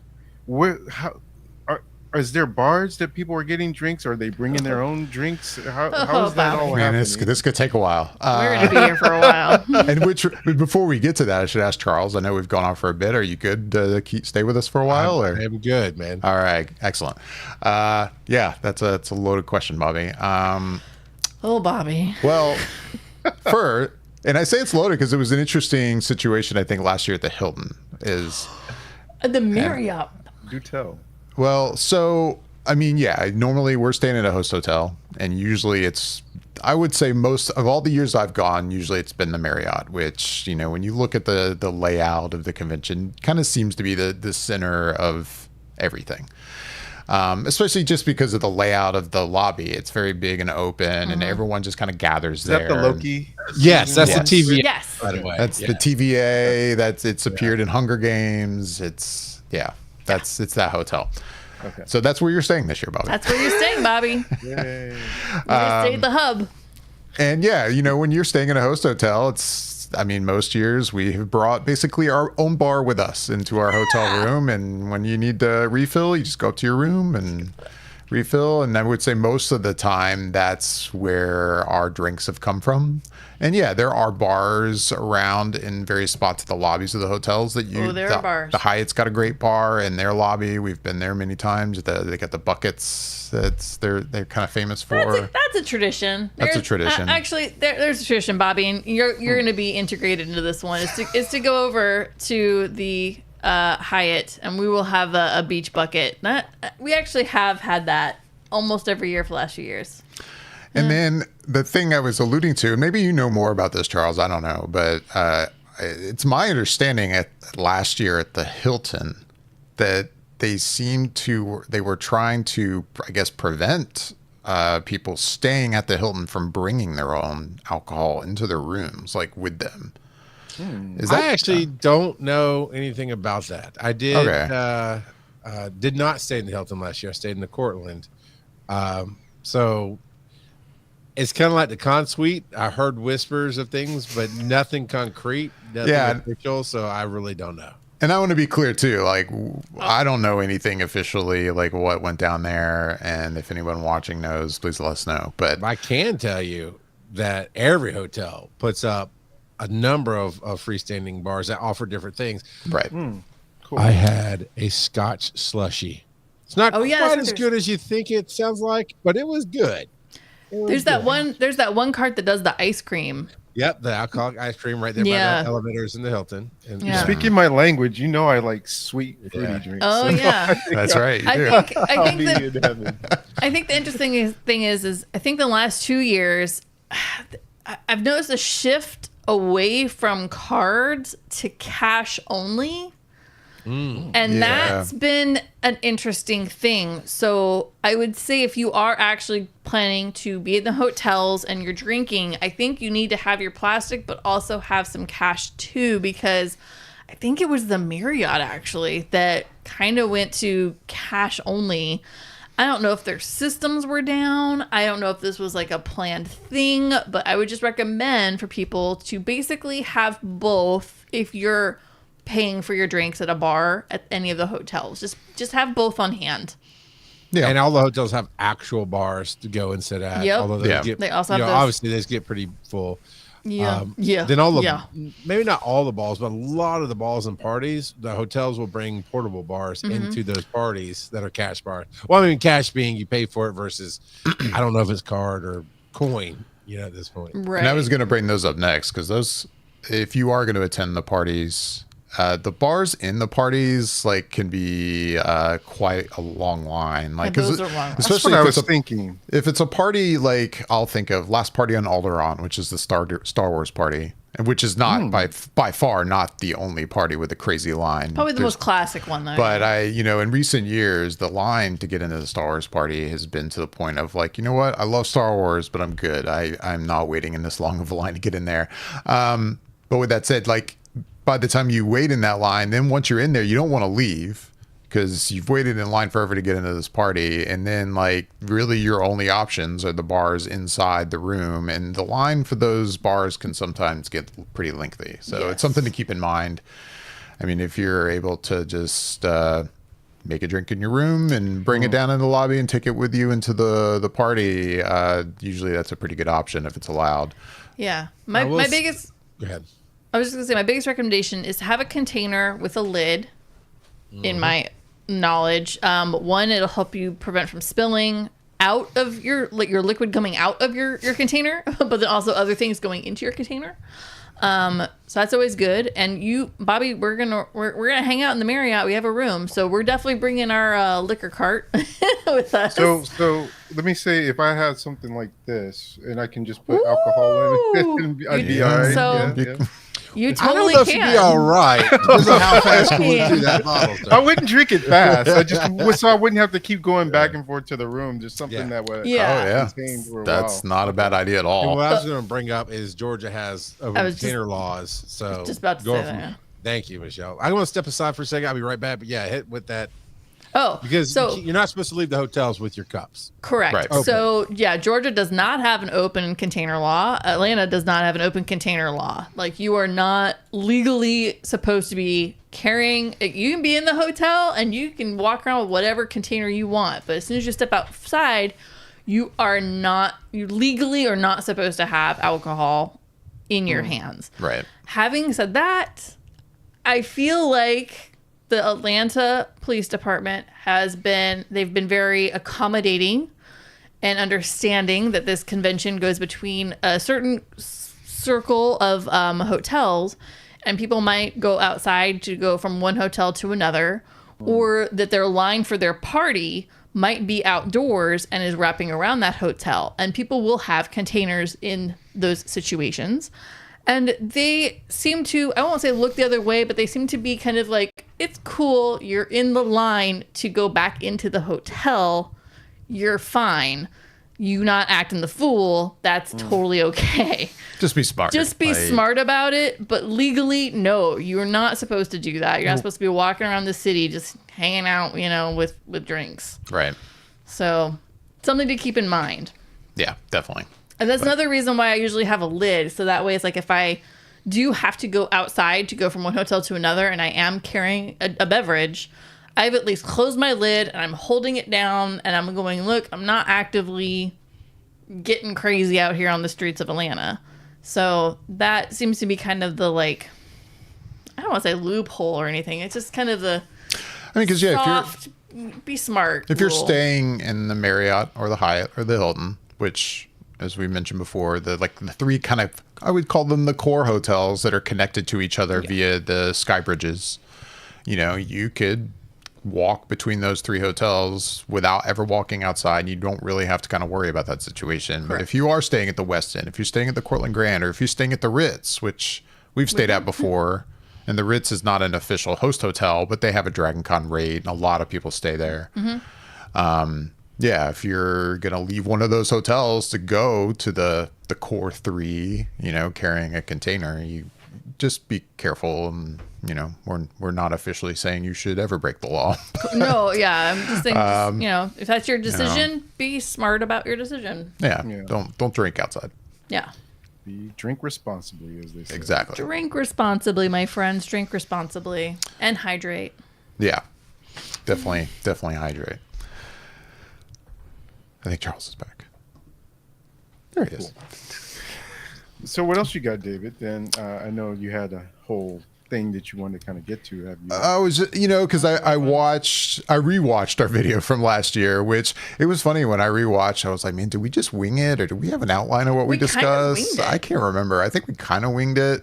And then as I rewatched it, I was like, okay, what things did we not touch on? And yeah, I made kind of a list, and we've touched on, I would say, most of it. I mean, and this is all stuff I'm kind of keeping in mind of what did I wish I knew before the first time I attended Dragon Con that I just didn't know about, and what would I recommend? I mean, one thing that popped up in mind that we've definitely utilized over the past couple of years, if you're staying at a host hotel, for instance, and you don't want to pay the very expensive parking fee to stay at that hotel, there are options that I think are good to keep in mind. For instance, I know 1 or 2 years I have parked off-site. MARTA has certain stations where you can long-term park at, which I think a lot of times people use to say go to the airport. They'll park at one of the MARTA stations and take the MARTA down to the airport, and it's much cheaper than parking at the hotel. Yes. Like for instance, if you're staying at the Marriott, you really only, if you're going to park at the Marriott, there is no self-parking from my understanding. Right. You're going to valet, and the cost per day, I don't have the number in front of me, but it's not cheap. And it's usually the same for most of these hotels. You're staying in a downtown situation. Parking is not cheap, but there are other like long-term parking like options in the area. I know last year we parked at, I don't know if it's operated like by ParkWiz or which app it's operated by, but it's actually a parking garage right next to the Marriott, right above a couple of the restaurants that you mentioned, Michelle. And the day rate was much cheaper, and you can park there over the course of multiple days. And I booked it in the app, and it's just something I think to keep in mind if you've never been before and you don't really know what the parking situation is going to be like, and you are going to be there the whole weekend, and you're like, man, I don't want to pay $45 a day to park at the Marriott, or even if you're just an Atlanta local and you want to drive from the outside of the city in for, like, say, the parade or something, there are parking garages that you could park at, and you can do those for about $30 for the day, and it's a lot cheaper than going to the hotels with their parking garages that are most likely full, and then paying the hotel prices for those parking garages. Like, there are places to go. Apps like ParkWiz are very helpful to help you find parking garages, but then even lock in a rate. You can do that in advance, and it would lock in maybe a lower rate than, like, say, day of, because I know for Saturday, for the parade, a lot of those garages will raise those parking fees for that day, because they're like, hey, I mean, they can. Like, supply and demand. Can you blame them? So that's something. I think the other thing is, Bobby, do you know what you're gonna do if you came all the way from California and you forgot your deodorant? Oh, that's never an issue. It's like one of the first things I make sure I always bring. It has 5 deodorants. That's right. I even have a mini one. But if I didn't, I figure there's got to be like some sort of drugstore or something, or even in the little convenience store that you mentioned in one of the hotels. I imagine they have little stuff like that around. But if there's something else that you would suggest, Michelle, I'm all ears. Well, I mean, the hotels definitely do have a few toiletries at their convenience stores. They're a little bit pricier than, say, your normal convenience store price would be. And sometimes they can run out, especially by like Saturday or Sunday. They can run out of their supplies. But the one place that I would say is a good staple, and it's in the, what is that? It's connected to the Peachtree Center. The Peachtree Center, which is where the food court is. There's a CVS. And it's 24 hours at CVS, isn't it? I think so. It's a 24-hour CVS. And you would think, like, with the convention happening all around it, and with it being attacked constantly by convention attendees, that it would like just run out of stuff, and they keep things in stock pretty well. It's pretty impressive. They prepare for this convention to come, and they stock it up. I mean, it's a little scant come Sunday, but I would say, for your staples, for you want to get yourself a case of water for your room, and you realize you're like, oh wow, I should have grabbed that when I was at the grocery store before I left my house. You can go there, grab yourself a case of water. You just got to haul it back to your room. But the good news is it's in that Peachtree Station. And if you are staying at a host hotel, you don't even have to go outside. You can just access the tunnels and then carry it back to your room. But it's a good place. I will say we've definitely utilized that CVS for just a random array of things, for sure. If you're arriving and you're going to stay at a host hotel and you're like, okay, now I'm here and I want to stock up on like snacks and a bunch of stuff, and you want maybe a different option like a grocery store. I mean, there's a Publix that's not that far away. I forget how many blocks away it is. I know one year I think we walked to it and then we Ubered back with our stuff. That was clincher right there. That was nice. Because I mean, every year we drive up from Orlando, and sadly, we are like basically the car is packed full of like cosplay bins and such. So we don't have a ton of room to bring all that stuff with us. So normally we'll check into the hotel, and then that'll be one of the first things we do. I guess going back to your question earlier, Bobby, like what is our routine? We keep realizing the things that are actually our routine. The routine. But yeah, that'll be one of the first things we'll do is, okay, we make our grocery store run and, walk either to that Publix or Uber to another one and grab a bunch of stuff to stock up the room with and then like Uber back. That's usually a good option. But it's good to know where these things are at, because the random thing will pop up in your head and you'll be like, oh my gosh, how am I going to find that? Right. I would say that CVS has been really quite the lifesaver. That Publix, that's pretty close, has been really helpful too. But there's other pharmacies and convenience stores that are all around. But I mean, I would say the one that gets used the most would be that CVS. That's the one that, at least when you're kind of in that big circle of host hotels, I would say it gets utilized the most. For sure. But that CVS, they know, the management there knows, they stock up, they have a lot of stuff. So it's like for you, Bobby, you're coming in on the plane, you're probably going to MARTA in, and we're going to meet you there at Peachtree, and you might not like all the snacks that I have brought for our wonderful room, and you might say, Michelle, I don't like any of this stuff. I can't eat this I'm stuff. not eating this. I'd be like, well, Bobby, you can march your butt down to the CVS and go get yourself whatever snacks you want. Stock up, man. Go nuts. Fair enough. I was going to... Charles, maybe, I don't know if you've been down to that area lately. Like, I know, was it last year that Starbucks that's outside, it was closed? I have heard that it has been closed, yeah. Is it still closed? Yeah. Oh, okay. That was the word the other day at the directors meeting, not from DragonCon official, but interesting. People who like to go there and get some coffee. They're saying, it closed down. Oh, like it's just permanently closed down. I get maybe. I don't get down there a ton, but that was what other people were saying. That's too bad. We're locals. Because that was another coffee option in that area. It was right across the street from the Peachtree Center. There's also a Starbucks by the America's Mart, isn't there? Yeah, that's the one I thought they were talking about, because I didn't know there's another one down there. They just said Starbucks over there. I know 1 or 2 years there is one that's like walking south along, I think, Peachtree. There was another Starbucks a couple blocks down that I've been to, that if you're willing to walk a little farther, there's that one. There's a Dunkin' down there as well. Mm-hmm. There's a little of Atlanta history you need to know if you're going to go find things. How many Peachtree streets do you think are in Atlanta? How many Peachtree streets? That's a good 12. Michelle says 12. What do you say, Dave? Oh, I'm going to go with, in Atlanta, 15. What do you think, Bobby? 24. I believe it's 57. Wow. There's each Peachtree. I mean, it's just, there's so many Peachtree. So you really do need to be aware that, yes, the Wesson's on Peachtree. It's not, we call it Peachtree, but it really is like North Peachtree, Southwest, or something like that. Right. So you really need to know which Peachtree, and just kind of what I like to do is pull out a Google Map and get my directions from to see, okay, it is the one close to me versus, oh wait, that's 5-8 blocks over on a different Peachtree. That's wild. Yeah. Good to know. Oh, you guys had talked about previously the parade.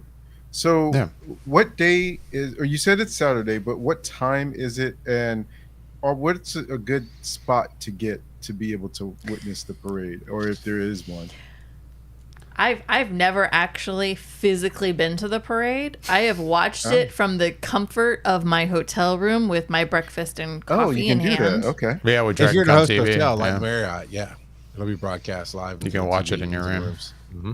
But or really, if you're lucky enough to be like friends of ours who have legacy rooms at the Hyatt, and they have a room usually that has a balcony that overlooks Peachtree. Yeah, now that's the best seat in the house. That's a great option. Seat in the house, let me tell you. Yeah. So, but there's no bad seats, just like any parade. It's a mile and a half, so you have all kind of places along the route to set up shop and sit and watch.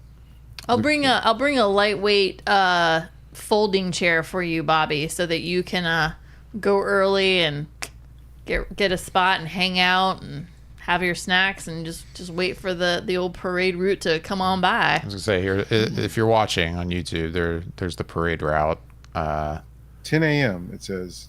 Yeah, that's when it starts. Yeah. I mean, I'd probably try to find a spot by 9. I think would be the smart thing to do. Oh, if not before then, but yeah. But yeah, I mean, like, and have maybe a little backpack or something with like some waters and some snacks for you to hang out. But it's a cool parade. But again, I've actually this will be my first year seeing the parade, and that's because we'll be in the parade. Yeah. I watched it from the road, and I think I was near the Hyatt that year. I think it might have been my first year. Like I watched it, and that was the one time I actually watched it out on the street. I forget what time I got in line or got a spot. But I would recommend getting out there early. Like we mentioned earlier, like you get people from all over Atlanta that come downtown to watch it. Mm-hmm. And I mean, depending on how far you're willing to walk to get a different spot, maybe away from the host hotels, you might have better options versus near the host hotels, where not only is it people from Atlanta, but also people from the convention who are all trying to find spots to watch the parade. But and of course, that's where the parade comes to, and that's where everything's just right there. You said that's where it ends, Charles, at the Marriott? Mm-hmm. Okay. Mm-hmm. Now, hot tip, if you're not interested in the parade, but you are interested in shopping, that's a good time to go.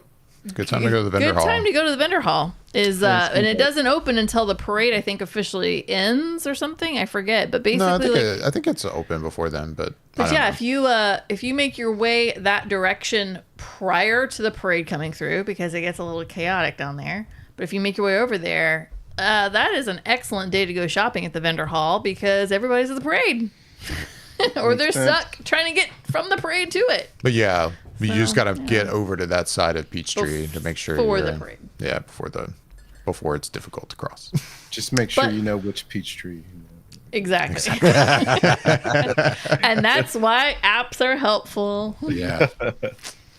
Now, one other thing, looking at my list of things like we didn't touch on last year that maybe I was going to bring up, and I guess this, if you're watching this live or right before DragonCon 2024, I'm sure your hotel plans are basically like in stone at this point, I would assume, and you already know when you're leaving and such. But I guess this would be for like future reference. If you've never attended DragonCon before, or you've never stayed at a host hotel, and you've never stayed at a host hotel and you don't know what it's like, I know, we mentioned earlier, there's been at least a couple years that we finally decided to stay until Tuesday.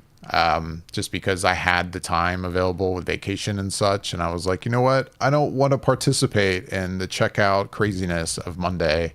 I would recommend it. It is nice. And I mean, again, that's really just a matter of, hey, if you have the vacation time to use and the spare time to stay an extra day, and then also the cost of staying in the hotel another night, that's obviously a big part of it. But yeah, a lot of people will come on Thursday or Friday, and then they'll check out on Monday. And when I say a vast majority of people check out on Monday, I mean a vast majority of people check out on Monday. It can be crazy. It can get a little crazy, especially when you're in the hotels that heavily rely on elevators. The elevators are just packed. So either Sunday night, get what you can get ready, and then Monday morning either start early to get out of the room. Otherwise, you just have to kind of be very exceedingly patient with using the stairwells or using the elevators to get your things down on a Monday. It can be very, very busy waiting for your car from the parking garage. Yet another reason to park in a different parking garage, to get your car even brought up to even load it up. So Mondays are a very big evacuation day, I would say, for the con. And if you have the ability to hang out till Tuesday, I highly recommend it. It's very enjoyable. There's been Monday mornings where we'll go have breakfast at one of the hotel breakfast places and just sit there and watch everybody. Another routine that I forgot to... I think a lot of times Mondays, that'll be the one day we splurge on our breakfast, like brunch, go have breakfast either at that restaurant at the Hyatt, or we've had that Marriott restaurant, I forget the name of it. Yeah, I think that is it. And you can watch everybody leaving. Everyone is participating in checkout craziness. And you were just like, nope, this is just another day of the convention for me. It is quite enjoyable. If you can stay the extra day. If you have that. It is nice. You have that. I know this year, as of right now, we are checking out from the Marriott on Monday, which I am not looking forward to. if that stands, I think the routine is going to be to get up early on Monday morning and just get it to the elevators before they get attacked and just get our stuff out of the room and get it to our car. And then we're still going to stay there for the day and, enjoy the rest of Digital Media Track and probably go to the vendor hall. And then once we're done with the convention for Monday, then we'll start our drive home. But that's what I would recommend if you do have to check out Monday is like prepare for an early start. Yeah. Or if you can the night before, like you said, Michelle, like go ahead and there's definitely been previous years. Sunday night, we were already taking bins down to our vehicle and getting the vehicle like half packed before Monday came. So we didn't have to that makes so much sense. I never think about that because I run from Wednesday night, more or less, up until Sunday night, and then botch goes on at 10 p.m. Sunday night, and I still have 2 more things to manage the next day, but pretty much con's over. This is my swan song, and I'm usually just in the back row exhausted, perhaps partaking in a beverage, and just zoning out to botch doing their thing. And I never think that would be a great time to move stuff from my hotel room to the car.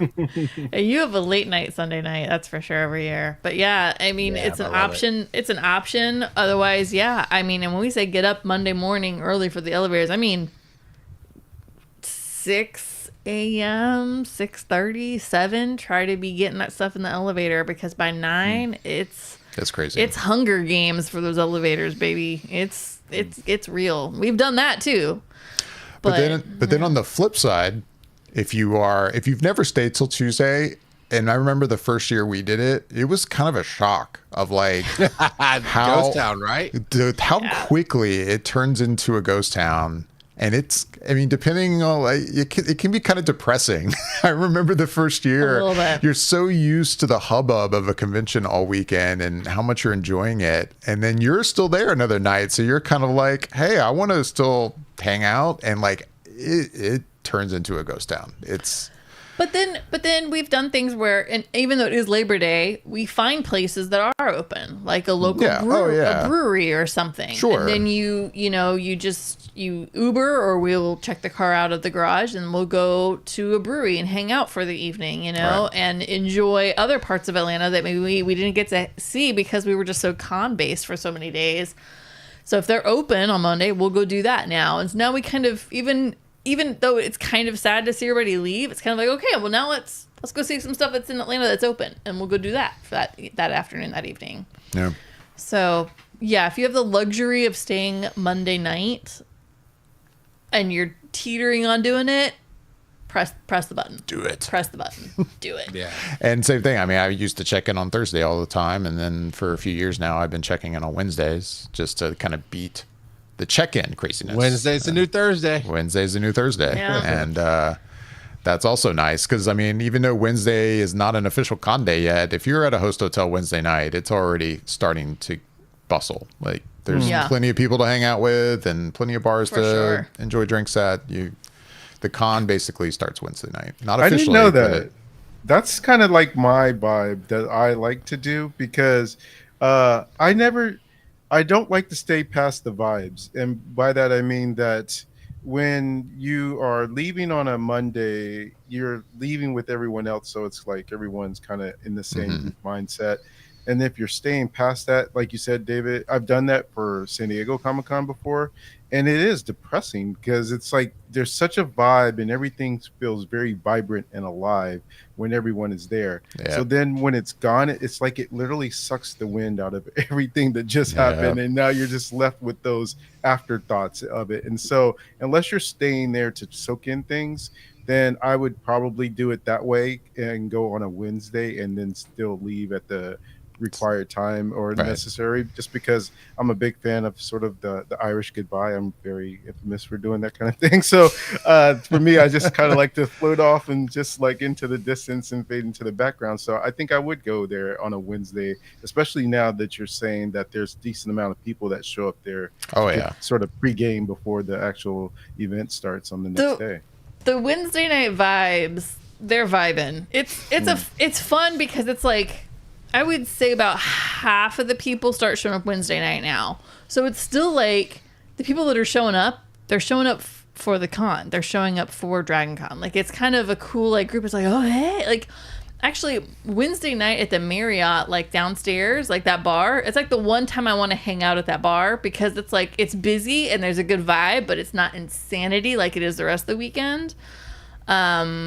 So, yeah, no, Wednesday night's kind of a fun night. It's kind of like a special group of people that got to get there ahead of time, you know. Thursday night's officially like, all right, con is on, baby. The parties are happening. Like, it's go time. So, Bobby, if you were thinking you're coming Thursday, you need to readjust your schedule because you're coming on Wednesday. My friend truly comes Wednesday to Wednesday. Like, he'll fly in Oh, wow. Wednesday. I'll pick him up, and then he wants that Tuesday to relax and just regain. So he actually stays here in the studio. We have a little cot that we put up for him, and he just, because he has to travel. He comes from Rhode Island, so he'll be flying. So he just likes to have that Tuesday, all day Tuesday, and then maybe Tuesday night to go do something local with the family because he's a family friend for years, and we all like to do something together. And then Wednesday night, take him to the airport and send him on his way. Nice. Cool. Yeah, That's cool. That's a good way to do it too. If you have that luxury, you can just take a week and just decompress in the last 2 days and be like, we're just going to chill, do a little laundry, have some food. That's really all the notes I had of stuff that came to mind that we didn't talk about last year. So we covered a lot in that video last year. At this point, I think I'm going to kind of roundtable here. If there's anything, Charles, start with you. Is there anything like you have in mind that we haven't mentioned? Any good tips or any last words? Don't be afraid to ask anybody for help for anything. Do you know where the bathroom is? Do you know this? Do you know that? Because the attendees are very, very pleasant and helpful. All the badges look similar, but on the sides you'll see volunteer, you'll see professional, director, those kind of things. So if you see volunteer or director, they will absolutely steer you that way. And each hotel has like a help desk for the con, and then the hotel staff too. I mean, everybody is super friendly, super helpful. Never be afraid to ask somebody something.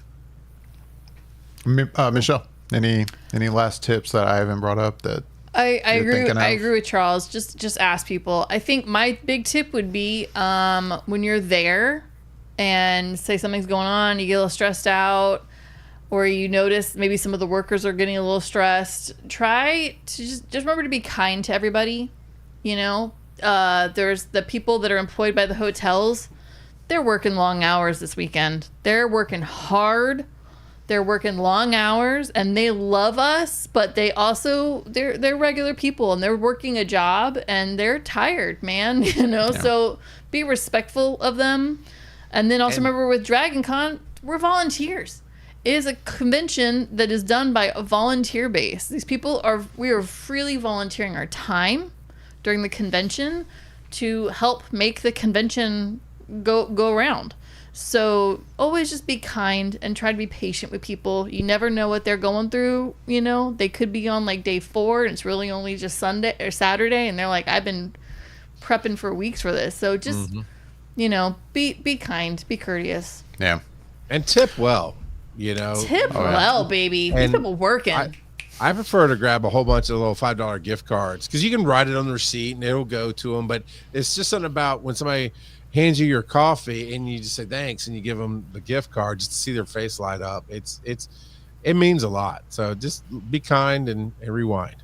Yeah, cash is everybody's friend, baby. I mean, it makes the world go around. Yeah. Before I ask you, Bobby, if you have any last questions for us, actually, one thing that popped in my head too is if you're looking for another area that is somewhat more hidden, I guess, of like a place to hang out while you're there, where they do the group photo shoots at the Hilton is a good area to check out. When you go to the bottom floor of the Hilton, out the, I think, east end of the building, outside there's these big steps that they use outside the Hilton for all the group photo shoots for the various like cosplay groups. Yeah, it's good cosplay watching right there. There are bars out there. And there's bars out there. Usually a DJ out there of some kind. And it's another place that I mention it because I want to say I didn't even know where that was or find that area until probably like my 3rd or 4th year. attending, and I was like, oh, this place has always been here. This is where everyone takes all these group shots. Now I know. Yeah, that's a good spot. Bobby, yeah. Any final questions? Anything we didn't cover that you can think of to ask as someone who's never attended before? Not really. I think I got the good layout based on everything you guys have said today, and then also the previous video. I will say that the one thing I do find somewhat depressing, even though I get why it's done, is the fact that if you enjoy Dragon Con and you have a great time and you want to come back the next year, after you've just spent all this money, you told me that the tickets go on sale for the next year pretty soon afterwards, and you're just like, oh, I just recovered from this one. How do I have money for this next one already? Yeah, and it's not even so much the badge. I mean, because you can get like the badge for the next year, like while you're at the convention. Yeah, they do a nice price point and for it. It'll be at its cheapest price, but it's the hotel situation that I would agree is like the most frustrating. Like right after con, and you're like, okay, I just spent all this money. Like, if you intend on attending the next year and you do want to stay at a host hotel, you have to be on top of it. Like, I mean, you have 2 hotels that are legacy, Hyatt and Hilton. So your chances of getting a room at one of those 2, if you're not a legacy, So you pay for that the day you check out. You put your deposit down for the legacy. So right. People plan for that. I mean, it's just for the next year. Yeah, for the next year. Yeah. And then usually I've noticed that the Cortland Grand, if it continues on the same routine it's been on, they'll release or make available the rooms for the next year to those staying that year, like while you're there. So, and usually they ask for the entire stay up front, which is a hefty chunk of money. Yeah. But then the Westin and the Marriott will have their hotel sales I think the Westin is usually sometime in September, like late September. And then the Marriott's usually like very early October. And yeah, you have to be on top of it if you want to plan for the following year, like right after con's over. I recommend being in the Facebook hotel groups. Yeah, there's a couple. That's very helpful. They'll let you know, hey, I got an inside guy. They're going on tomorrow. Like, be ready, be prepared. And those are very helpful for sure for booking for hotels for the next years. To join those groups, I would recommend that. Yep. Do those groups also provide, like, if you say, I know it's too late now, but if you get your badge for next year and you just haven't had your hotel yet, and it's like maybe, I don't know, 2 months out from the con coming, and then you say, hey, does anyone have a spare room? Are there groups like that as well that you can reach out? You could definitely advertise? Absolutely. You can find people that might post that they need a roommate now, people that are giving up their rooms. Yeah. I mean, we have our room at the Marriott basically via that situation. I participated in the Marriott Hunger Games and I failed. I was not able to get a room, this was the first time I was not able to get a room. Every year we usually luck out. I've always been able to snag one, and this year it did not happen. And we got a room at first at I think there's a Hampton Inn near the Westin. Yeah. But then through a friend, we found somebody who had a Marriott room that can no longer attend, and they're basically transferring the room to us, and it's worked out. So. But yeah, those chat groups, they're helpful in, hey, I'm relinquishing my room, or hey, we keep a room with 4 people in it, and we had a person drop out due to whatever. And they'll kind of announce. If you're involved and you have your alerts on, you can jump on those kind of situations. If you're open to meeting new people and learning about, their lifestyle, I guess, but you could totally do that and get yourself a room and have a nice con. Yeah. Long story short, if you don't get a room back in the early fall when they book, don't fret. There's ways to get rooms throughout the year. There's don't groups. put it off intentionally. I recommend staying on top of the game. Right. Yeah. Agreed. Because Bobby, you're gonna go check out whenever you check out, and you're like, I better come back next year. You're gonna be ready to drop the extra money right then and there. You're gonna love it. The plan next year is then to also get Yasha out to. we'll get him out. We'll have the whole Flickr fam together. Exactly. It'll be great. So is the full schedule out now? If anyone wants, no. When does that usually come out? They shoot for a week or two before Dragon Con, but right now we're in the period of all the guests and pros are getting their schedules to approve, and as fast as they get that back, it gets locked in, and so there's really no announcements about scheduling until just before the con. And we jokingly say the schedule's never locked in until the Tuesday after con. Then we just knew what happened and we're good.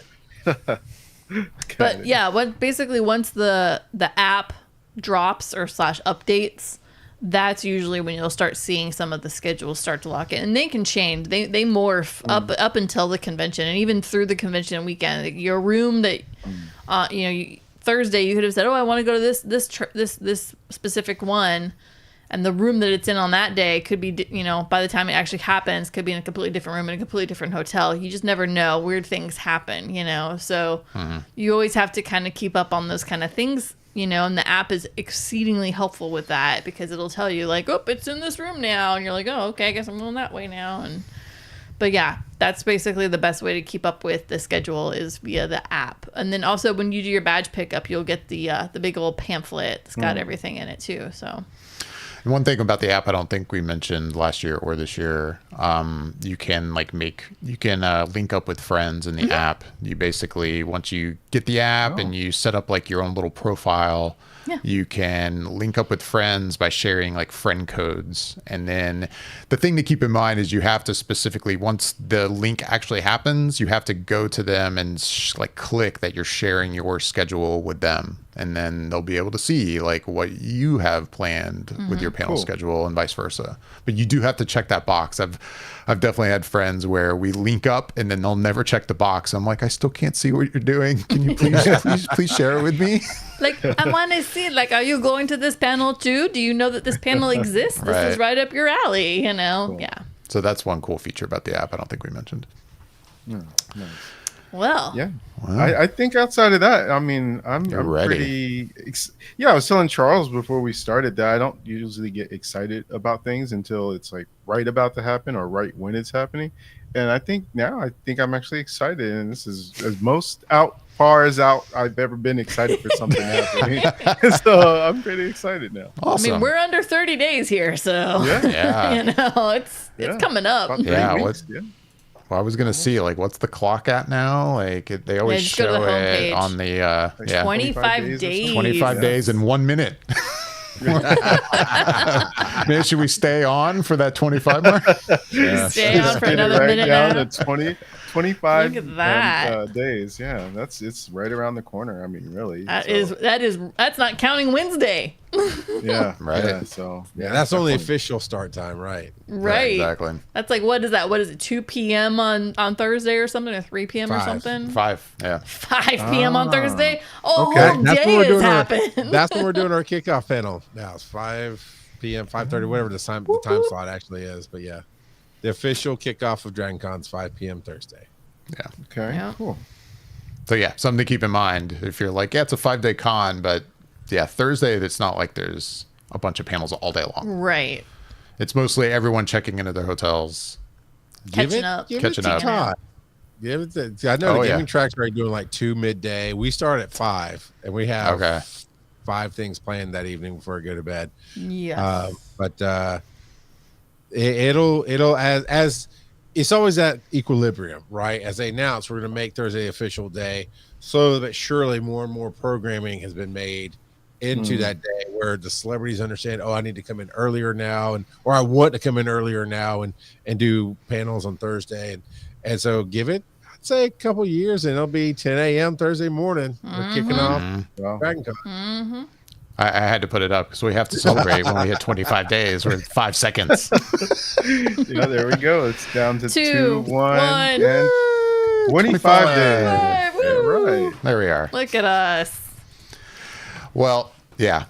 Unless you have any more questions for us, Bobby, I think we've covered. We have covered everything with Dragon Con. Everything has been covered. I'm sure. In these 2 videos, we have definitely covered everything that I think could happen in Dragon Con. I joke. We've only covered the tip of the iceberg. Yeah, exactly. sure there's a million things we have No, not covered. definitely. Flicker Effect definitely needs to do a live recording, or not a live recording, a recording after whatever, to get Bobby's full download of his experience. Oh, that'll definitely happen. Oh, that'll For be sure. happening. That'll for happen. sure. Yeah. For sure. We'll probably, I mean, we're doing a show while we're there. And then I could see us doing another show while we're there, like outside of our actual live panel. But yeah, that'll definitely happen for sure. Yeah. Yep. So with that, Charles, thanks for joining us. Thanks for coming, Thank Charles. you. Nice to have Thank you. you. Where can everyone find you on the internets outside of Dragon Con Digital Media Track?